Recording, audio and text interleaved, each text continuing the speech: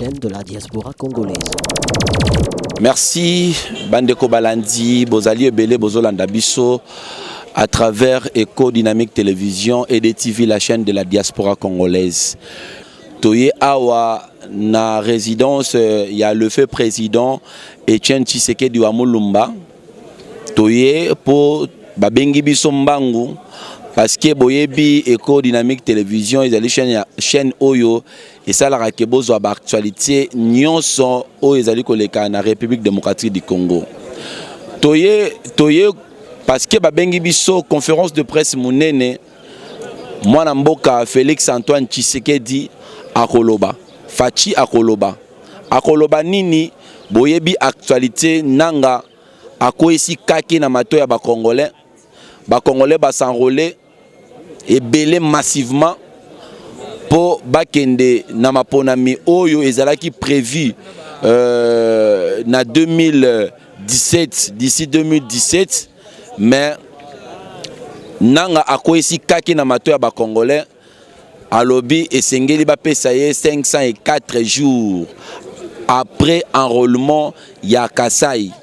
Est-ce que 504 jours wana ba imboka ba monyango ndenge nini? Est-ce que ba imboka ba pesi Corneille Nanga permission to pendenge Corneille Nanga lobby 504 jours ba imboka bandimi ba opposition ya rassemblement bazali ko penser nini yango wana tokoyi na mabele esika pembeni ya temple ya démocratie ezalaka siège international ya ba parlement nyonso to pe ya ba parti politique nyonso toye kokwa makanisi ya ba imboka toye kokwa makanisi ya ba rassemblement toye kokwa makanisi ya mokonzi ya rassemblement l'honorable Félix Antoine Tshisekedi akolobadini na ba congolais nyonso intervenant liboso tozui Daniel Safu mwana mboka boni malamu mwana mboka tomonyo na bandala la matanga esili nanu te tolelara vient na biso Tshisekedi le mantima lelo vient komi mukishi akomi mukishi esprit Daniel Safu élection Corneille Nanga à lobi ba pesaye 504 jours après enrôlement ya Kasai olobi boni yokangai na répondre na chanson on a bengango chanson invocatoire yokango olingaka koboma lelo okoboma je chante ça pour Nanga olingaka koboma lelo okoboma les 31 tobima les 36 les 19 tobima na biso. Mais le monde est apaisé, n'est-ce pas, le peuple congolais, en commençant par le pape, qui nous a rassurés, qui va instruire la Kabila afin qu'il respecte le processus électoral. A Bouki Angonanu, a Bouki Constitution, a Bouki Akko, Ozanani, Angelou, moi la Maria, Bisotouba la Maria. Bisotouba la Maria, Bisotouba Saïd sur la Mabélé. Il n'y a pas un être supérieur à Nako, Bisotouba Ndenge Moko. Donc, dès aujourd'hui, Nanga n'est plus considéré comme président Séni. Il est sorti. Yom de Longolien. Oh, na to Longoleo, na Kolombokati. Congo ezangai. Yo so mona Congo eza Kabila yo, menga na mona Congo ezangai. Je suis propriétaire de ce pays. Et j'ai rectifié l'adage qui sous-tend Congo terre de nos ancêtres. Te mutanga lobanga beta mabe, classe a évolué. Congo la terre de nos enfants. Ancêtre badayat. Ancêtre mela soupute. Ancêtre liara pondute. Ancêtre liara foufoute. Ce sont nos enfants qui vont prendre du foufou et qu'on sort. Donc, corriger les rôles rapidement pour y aller. Congo, terre de nos ancêtres. Congo, la terre de nos enfants. Nous allons léguer cette terre à nos enfants. On veut nous prendre notre terre. On ne nous prendra pas notre terre facilement. Mais ça facilité. Et ça facilité. Ozora Chakazulo Gumbega Raboté, Ozora Tshisekedi Gumbega Boté, Ozora Nangai, Ozora Thomas Sankara Gumbega Boté. Nous sommes l'incarnation de tous les grands qui ont lutté pour l'Afrique. J'incarne Etienne Tshisekedi, j'incarne Thomas Sankara, j'incarne Lumumba, j'incarne Kasavubu, j'incarne tous ceux qui ont chassé les Blancs en Afrique. Maintenant l'heure est arrivée. Nous qui sommes de la seconde incarnation, j'en profite à travers ton émission. Compatriotes, à tous les frères togolais, on est de cœur avec vous. Chassez-nous les dictateurs. Parce que la mission n'est pas seulement la mission du Congo, c'est la mission d'Afrique. Yumo azana ngambo anano bobenga ngena sasungwesu kobenga nae oh yumo ayo nano Museveni kobenga nae yumo nani Kagame oh yumo kobenga nae. On dirait Kurunzizi kutu yenda za porte à ces pays. C'est le combat, c'est un combat d'Afrique.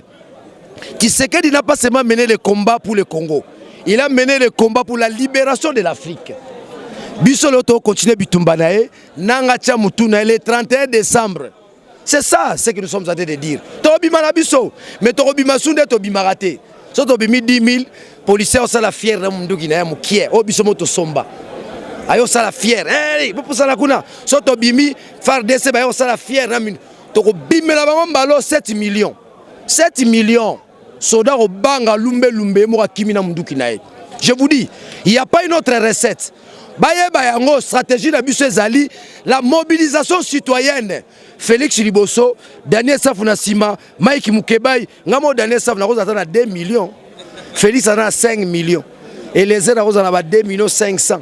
Mukebai 3 millions. Car biso misatu wana, biso 4. Félix, Daniel Safou et les autres Mike Mukebai tobimi Liboso. Totali bena Charbo, Beta. Beta to ba héros. Ba Congolais là-bas na biso bon à classe. Daniel Safou Bolobara Boye Makasi. Bolaka qui peuple congolais que le 1er octobre bozo bandana désobéissance civile. Toleki le 1er le lot le 12 le romokote ndota baba bolai bapongi. Le lot lisusu bomoni nanga pesi bino 504 jours à lobby azana problème ité. Il faut 500 gouvernement na seni basangana bamona parce que ya pesi kaka makanisi a koki organiser l'élection té na 2017. Est-ce que koloba ndenge yo lobi wana boko bimisa batu boko koka parce que tobi peuple na biso bimarane lisusu té banda via kufa tika kosa koza la journaliste a lokutate koza la journaliste au tenet vivant na planète mususu na kanzo za na planète terre so za na planète terre oyeba ke peuple abimaka. Ah ouais, Coco, nano na benga Coco aboya okende retraite. Ah, je n'aime pas même la retraite. Kengo adona gangate. Toyoke di peuple, to retirer loi wana. Peuple abimagate. Les 19, les 20, les 21, 2015, peuple abimagate. Nam tatinda peuple. Peuple abimagate yemoro. Tant ozolo ba mozo bimzone peuple ngoza niama. Peuple bazoba. Peuple mora yebelo remonte. Peuple mozo ba ko simete. Tolo baraboete. Les 19 c'était ça. Les 19 le monde a empêché les Congolais na ebisaka yo. Vieux à Koufa, mais vieux à Kota la banzoto na biso. Nga vieux à Kota la nzoto la ngai. So talinga bio mona bilembo Tshisekedi. Ore l'obélité, vieux à Kota la banzoto na biso. Ça veut dire quoi? Le 31 décembre. Et ça là mon mot d'ordre. On l'a dit qu'on va faire des routes. Limbisanga, vieux François Mbatanga a fait des routes voilà. Ah mutuna biso, mais prochainement la profiter de l'émission bat bayo kangai. Ba François Mbatanga batanga ma opposition té. Voilà ba Tchel. On parle de Tchel, Tchel, Ndumba, François Mwambo, Azab, Yem Tatanga fait des routes. Ce que mon élo est salamité, le combat n'est pas seulement sur le plan interne. Diaspora pas au jouer rôle à mener dans le combat. C'est un combat qui se passe à la fois sur le plan interne et sur le plan externe. Leader Nabiso, Azaraki Wap, Azaraki Kuna, Azaraki Kuna. Ceux qui négocient là-bas, c'est plus que même les mots d'ordre, on ne sait pas vous le dire. Mais on ne sur le Tanguy journal, les points simples, c'est Bimi n'a commis. Félix Tshisekedi crée la tombe de Joseph Kabila à Washington. Sur le journal, voilà. Ça veut dire quoi?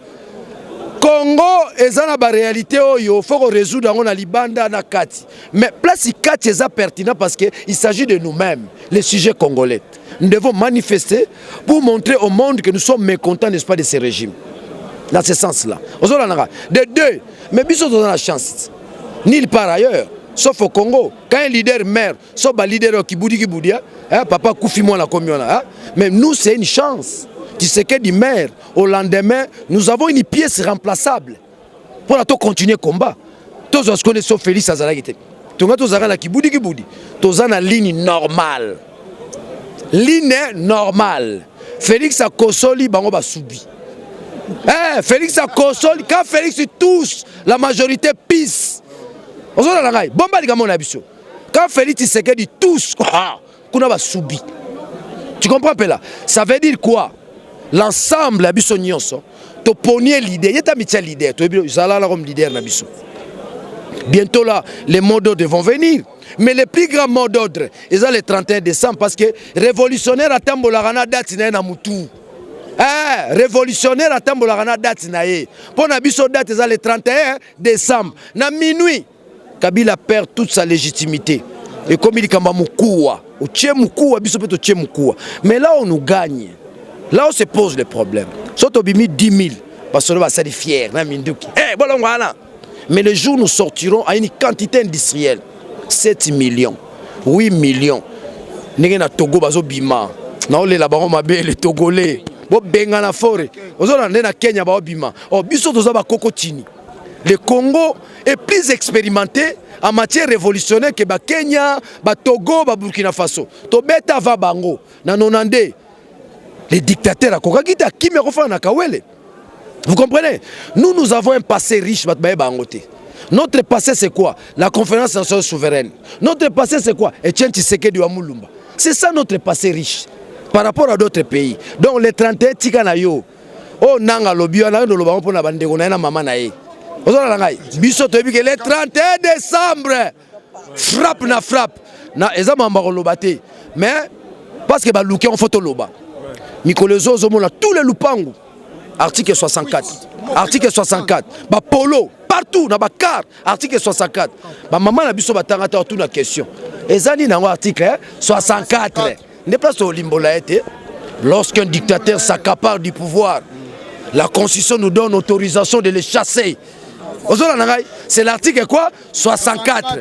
To komaro da ba tutu bazalia wa. Okena ndaku koma. Article 64. Na ba wenze partout.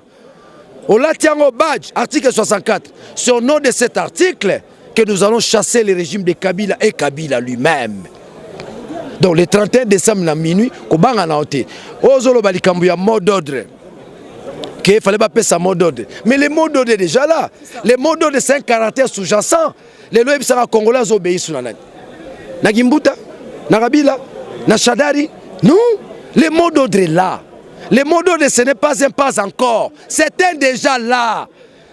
Ils ne sont plus nos dirigeants. Simplement, s'il faut prendre, n'est-ce pas, l'angle juridique, l'inconstitutionnalité produit l'inconstitutionnalité. Et dans ce contexte-là d'inconstitutionnalité, d'office, le peuple devient désobéissant.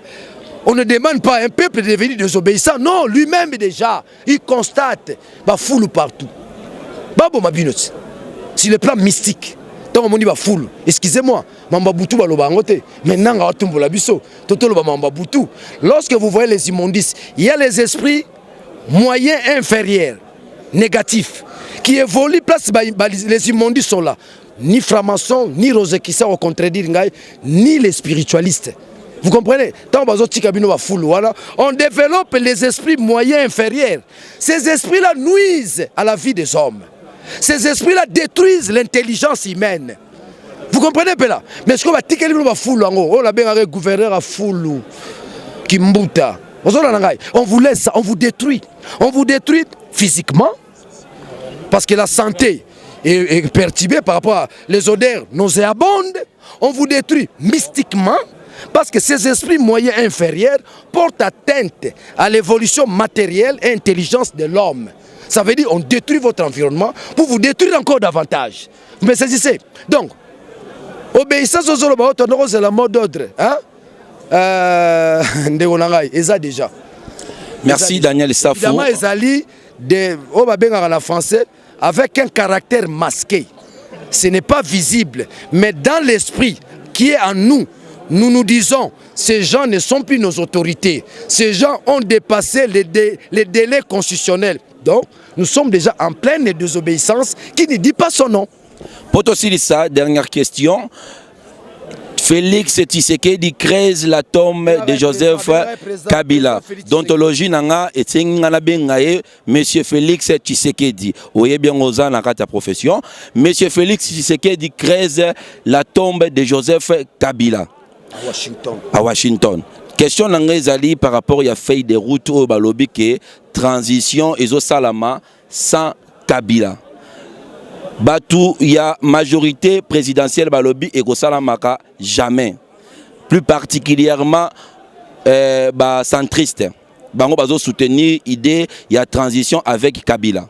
Tokei et pas lisanga bonganga kuna beti pe bord na lobby que na kati ya Congo crise politique ezate. Tozongi pa ya Bruno Tshibala a lobby ndenge zawana gouvernement na ye nde organiser be élection ma pesi datité.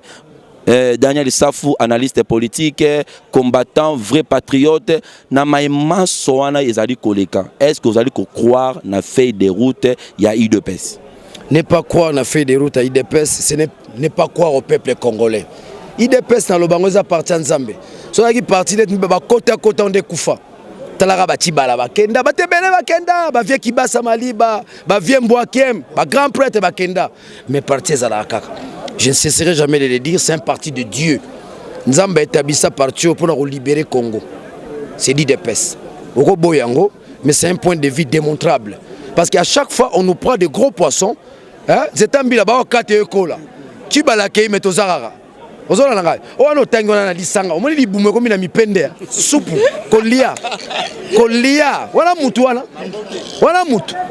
mutu union africaine ayo non au Congo crise ezate pona na ndako nenza le sili a olia la compte à Congo l'argent du contribuable yango na pe li bume kiti na tala somo li bume lisanga na ma via kufa wana maladie te wana libumu tina ba genois tala libumu chazo lobao crise za terambo c'est regrettable les amawa ozona ngai Tshibala lobake non il y aurait élection a pesa date na politique ba bengango la ruse soto zona na ndenge ya langage commun lokuta ozona ngai régime o ezana biloko mibale na betaka tango nyonso lokuta na corruption na bakisi loko mususu mikolo lokoso lokoso eza la régime oyo na ebiso ya kosakalati corruption mensonge na bakisi bango sur lokoso ebi lokoso pone ba melaka la bango soupe mande si ba melaka soupe soupe oyo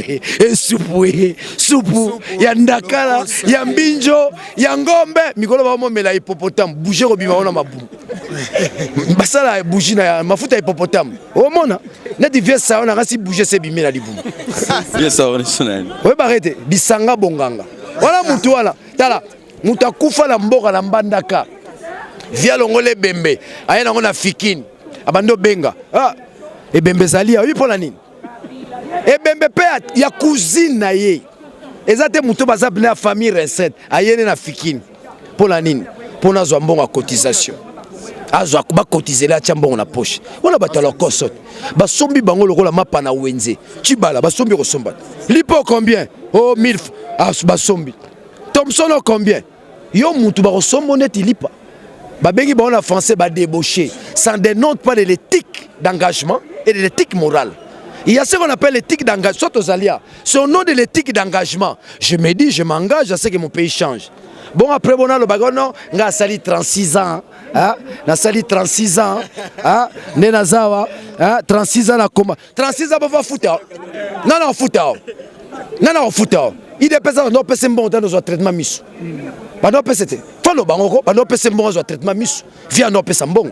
Mais on a sali 36 ans, faut pas foutre. Non, foutre. Donc, on a sali, faut pas foutre. Le combat, c'est une conviction. Le combat, c'est la vocation personnelle. Tu te dis, mon pays s'écroule. En tant que citoyen, je dois m'engager pour sauver mon pays. Congo,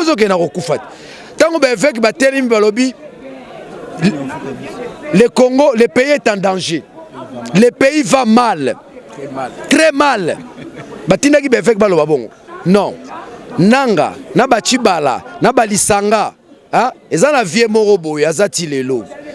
Koko, on a zoba agine mte boma to luki to longola longwa te mais agine longola yemo tala yo somona muta motenga ko tambole ko miboy Congo epesio nyonso na caleçon na lipapa na maya ko mela na ko boko la bana na ko parola mafuta na ye kengo zongiseli Congo ni omoni Congo nge sali egumbie mutuna mko ko président du Sénat. Merci. Zana sisa mutona lobaka nini l'AFDEL ne va pas entrer.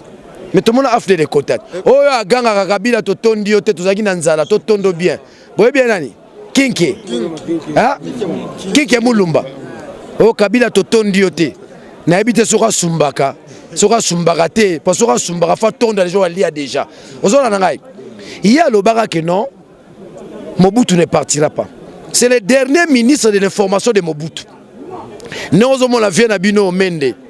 Nengazo ganga ganga. Na sa mutema ebi na eba o gagner biso. Voilà bilobelati. A déclaré Mobutu ne partira pas. C'est le dernier ministre de l'information ya Mobutu. Tosuka Mobutu akenda. Mobutu akenda akufa devant 6 personnes. 7e personne en retard. 6 personnes na Maroc. Ozona ngai. Et l'autre a déclaré. Oh tozora ba déclaration. Et l'autre ça a il y a rien. Negolangai tant le quitte ya kaya peuple. Tout la mouissi ya zazaza. Oye bien tout la mouissi ya zazaza. Merci. Mikolo bango folo belango lingala moko na ba code. Hein? Ouais ça bala mai. Go. Vous comprenez? Ba petit be bon mais la gégé. Ba ko mela gégé, oui bi gégé.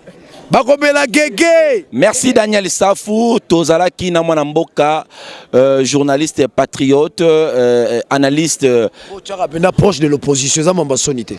Proche de l'opposition. Je dis des pes. Trop lié à Félix.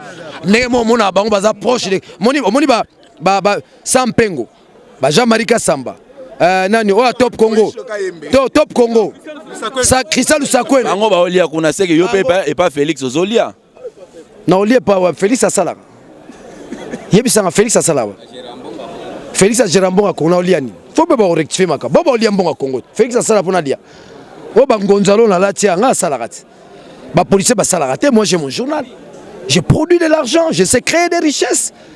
Ozo mona bat bazo soma onel mapa ba débaucher Tibala, ba débaucher di saba salarati. Et puis ça Tibala ndo sala. Bisanga sando sala. Moi j'ai mon journal, j'ai mes travailleurs. Ozo na ngai. Donc pas soko bien pas Félix nazolia te abali raté, bato bali raté. Ah ils ont des convictions, vocation mutema. Soki mboke bongi nango ndeko na okutama na olia pena liko. Yo boza na 3e lot hein. 3e lot anini. Première lot bakenda, 2e lot Bachibala, 3e lot po yo zalate. Na habite longi na so mona longi okenda. Na habite longi zo mona longi okenda. Yo mona bilo na latito. Ba kosima jete. Na okenda ndo sani. J'essaie déjà organiser ma vie ndo sani. Donc na ka soni na bana na famille na papa na so ba débauchaka. Yo bite za soni. Ba débaucher.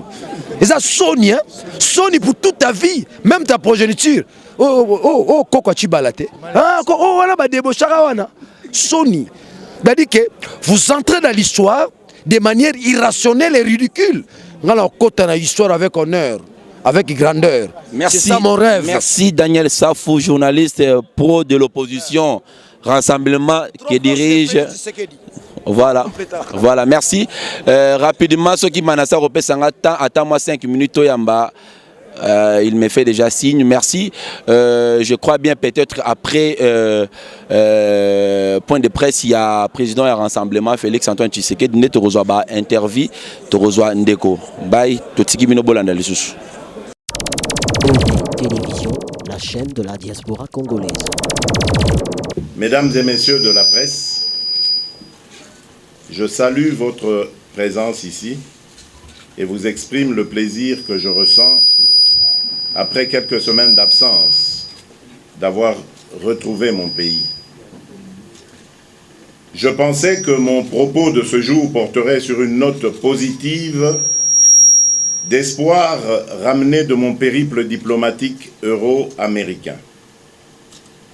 De l'Union européenne aux Nations unies, la communauté internationale a exhorté la classe politique congolaise, le camp Kabila comme le Rassemblement, à œuvrer de bonne foi pour la tenue des élections apaisées et crédibles au plus tard le 31 décembre 2017 dans le strict respect de la Constitution et de l'accord politique de la Saint-Sylvestre, adoubé par la résolution 2348 du Conseil de sécurité des Nations unies.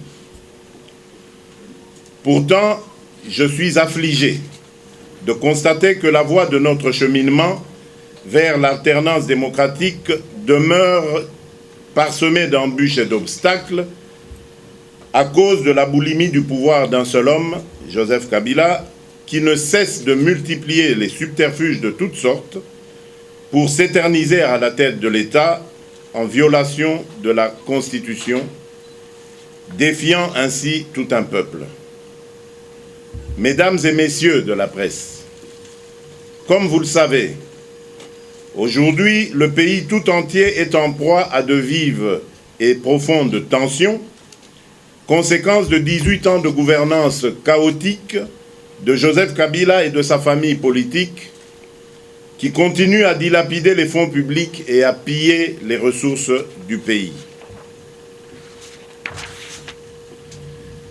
La situation sécuritaire va se dégradant et s'amplifiant dans plusieurs contrées du pays.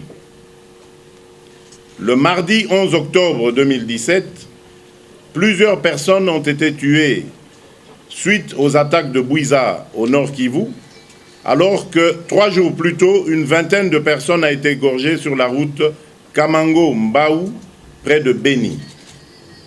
À Uvira, au sud Kivu, les affrontements entre les FARDC et la rébellion Yakutumba restent toujours violents.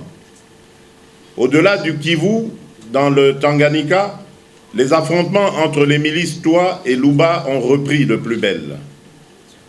Au Kasaï, les violents incidents se poursuivent tandis que dans la partie occidentale du pays, la situation sécuritaire reste volatile à la suite des affrontements entre la secte politico-religieuse Bundu Diamayala et les FARDC, situation que le service de renseignement de Joseph Kabila tente d'imputer vicieusement aux partis politiques de l'opposition.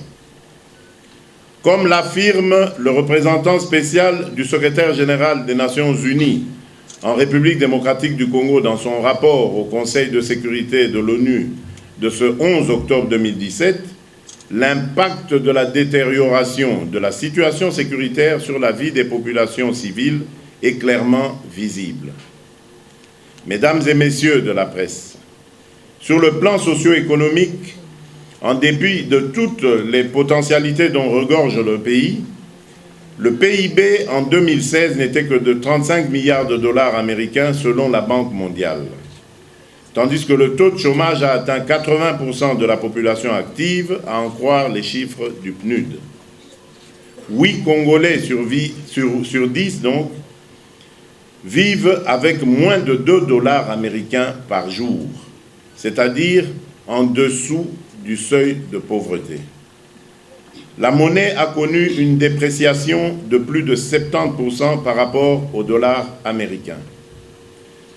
L'inflation qui en résulte a réduit sensiblement le pouvoir d'achat des populations et la production des entreprises. Le Congo est devenu le théâtre des grèves perlées qui touchent en ce moment précis le corps enseignant, les fonctionnaires de l'État, les médecins, les magistrats, les auxiliaires de santé, etc., élargissant ainsi la contestation à toutes les couches du pays. Le déficit criant en médicaments et soins appropriés a transformé les hôpitaux en mouroirs.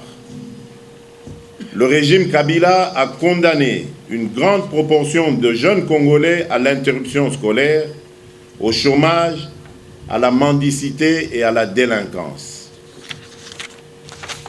Quant à l'accès à l'éducation pour tous, en 2007, au moins 4 600 000 enfants en âge scolaire, dont 2,5 millions de filles, étaient en dehors de tout système d'éducation.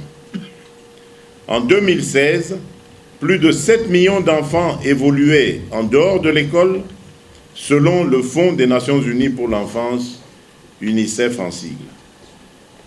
L'enseignement dispensé est généralement de mauvaise qualité, hypothéquant par là sérieusement l'avenir du pays. En République démocratique du Congo, l'enrichissement illicite est sans conséquences judiciaires. Les institutions judiciaires du pays brillent par l'arbitraire. Le nonce apostolique accrédité en République démocratique du Congo a eu pleinement raison d'affirmer il y a peu que notre pays était entre les mains de prédateurs. Et pourtant, c'est la justice qui élève une nation. La précarité, la misère et le désarroi sont devenus le lot quotidien des millions de Congolais pour qui la vie continue d'être un chapelet de souffrance.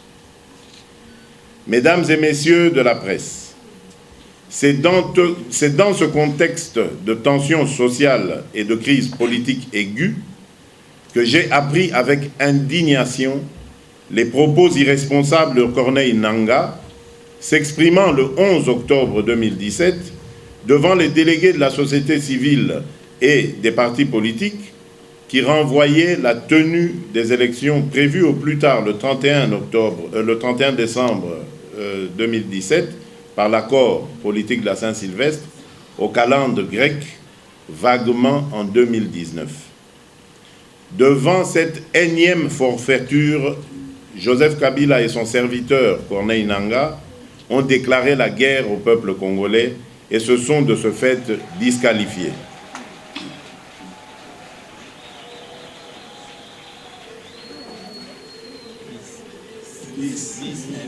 Devant cette énième forfaiture, Joseph Kabila et son serviteur Corneille Nangaa ont déclaré la guerre au peuple congolais et se sont de ce fait disqualifiés. Je tiens solennellement ici à réitérer les résolutions du rassemblement formulées dans sa nouvelle feuille de route approuvée à l'unanimité par les délégués et à son deuxième conclave, à savoir une courte transition sans Joseph Kabila et une CENI recomposée. J'annonce le lancement de la campagne de mobilisation populaire par des visites à nos bases sur terrain à travers le Congo profond. Le calendrier de ces visites vous sera communiqué incessamment. Dans le même temps, le rassemblement entreprend des démarches auprès de la communauté internationale à travers l'ONU pour une implication directe dans l'organisation des élections en République démocratique du Congo.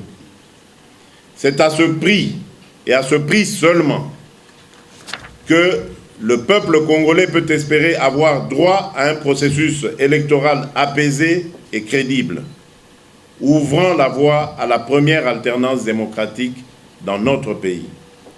Mesdames et messieurs de la presse, je vous remercie pour votre attention et je me mets à votre disposition pour d'éventuelles questions. Merci.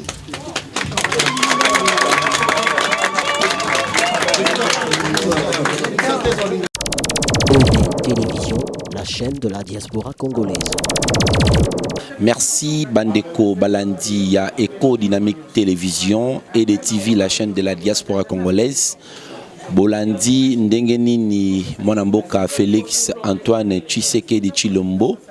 Ndenge asili kosa la conférence de presse naye liboso ya bapandi sango apesi a sali détail ya situation politique paix sociale ya peuple congolais boyoki ba réponse nini ba journaliste bazui par rapport à Mituna Nabango. Merci à mon chief direct Rich Tempête Nde à Salaki Kebiso Lelo Petokoma Nakatina et Sika Oyo la conférence de presse à Lelo pour la Bino Belema Oyo. Merci Nabino Nyoso, bye et à la prochaine.